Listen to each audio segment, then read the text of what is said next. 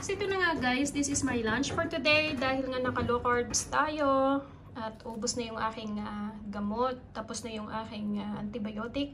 So back to low carb diet tayo. Ayan, this is my first meal of the day. Kaninang umaga talagang nag-black coffee lang ako. And then ngayon pa lang tayo kakain. Ayan, may pinirito tayong tilapia.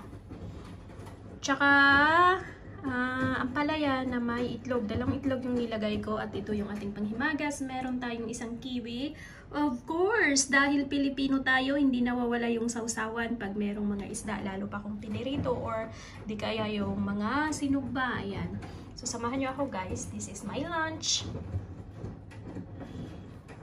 For those pala na who want to try sa low carbs, kailangan nyo munang alamin yung mga do's and don'ts niya.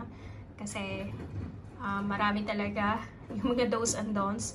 Huwag basta papasok sa isang bagay na hindi alam. Ayun, para magawa natin ng tama at walang mga side effects sa ating katawan. Ayun. Samahan nyo ako guys. Let's eat. Enjoy. Thank you so much for watching. This is Blue. See you again on the next one.